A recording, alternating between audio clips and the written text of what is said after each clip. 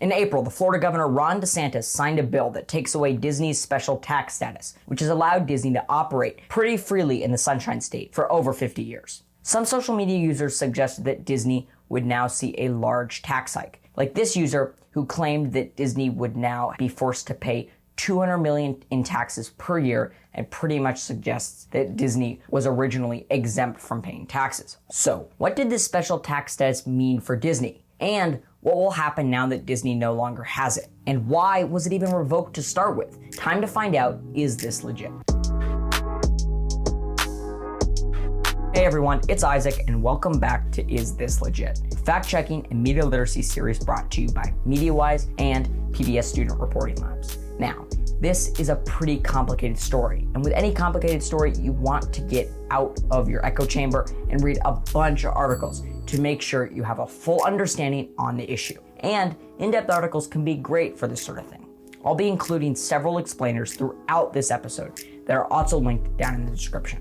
One article I found to be really helpful was this DeSantis versus Disney Q&A from factcheck.org.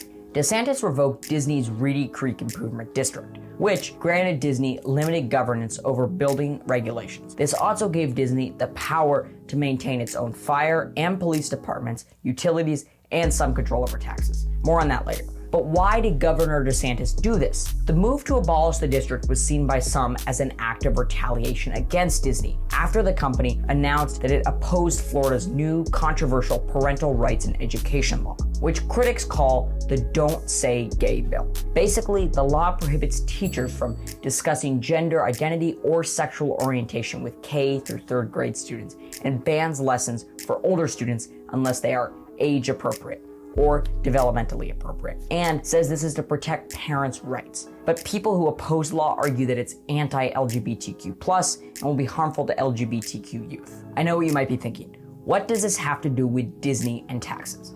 After Disney employees staged a walkout over the bill, Disney CEO Bob Chapek criticized the bill as being anti-LGBTQ. Governor DeSantis reacted by calling Disney a, quote, woke corporation. DeSantis criticized Disney and shortly after moved to pass legislation revoking Disney's Reedy Creek Improvement District, which Democrats claim was retaliation against the entertainment giant. So now we're back where we started. But does repealing Reedy Creek's special district really mean Disney has to pay up to $200 million in taxes? To try to answer this, I turned back to my keyword search and opened a pretty alarming number of tabs. Let's start off with this article from CNBC. They've reported a few key points that by dissolving the district, the two counties that cover Disney, Orange, and Osceola will be forced to fund their own fire and police departments. This could increase taxes in the two counties, and tax experts have said that this could create a tax increase of up to $1 billion. This article from Forbes points out that Disney could get about $163 million yearly tax break since they would no longer have to pay for Reedy Creek services. Local Florida officials are concerned that this could actually result in a catastrophic strain on the local taxpayers. Opening yet another tab, I found this fact check from PolitiFact. They actually debunked this same claim. According to their fact check,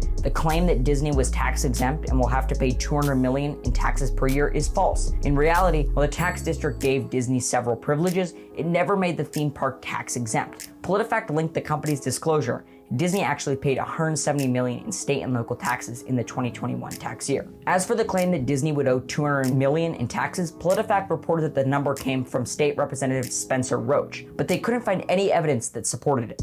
But now it's time for our rating. Disney was never tax exempt, and professional fact checkers and journalists haven't found any evidence that the company would be forced to pay $200 million in taxes per year. And while the governor says local taxpayers won't have to take on the debt, tax experts aren't so sure. So we'll rate this post as not legit. Well, I think that about covers it. Thanks for watching, and be sure to flag any more misinformation you might see with the hashtag IsThisLegit. Don't compromise, be media wise.